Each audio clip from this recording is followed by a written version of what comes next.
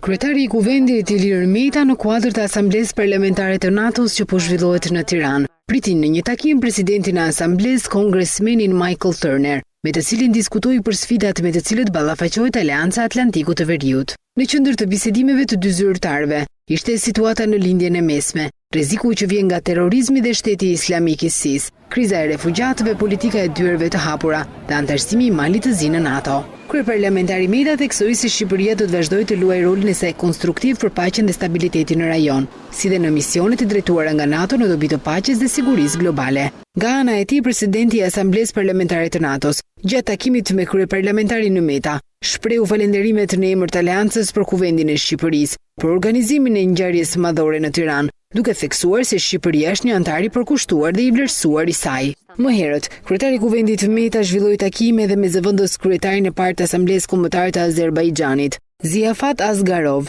me të cilin bisedoi për forcimin e bashkëpunimit ekonomik e tregtar midis dy vendeve. Dy zyrtarët nënvizuan rëndësinë e realizimit me sukses të projektit TAP, si një projekt me rëndësi strategjike për të dyja vendet dhe për të gjithë Europën. Kryeparlamentari shqiptar vuri në duke se shtrirja e rrjetit të gazifikimit të Shqipërisë, si dhe zgjerimi përmes HIAP i korridorit transadriatik, pas përfundimit të TAP, do t'i shërbejë të gjithë rajonit të Ballkanit. Kryeparlamentari Meta gjatë takimit me zëvendës kryetarin e parë të Asamblesë Kombëtare të Azerbajxhanit vlerësoi intensifikimin gjatë viteve të fundit të bashkëpunimit politik midis dy vendeve.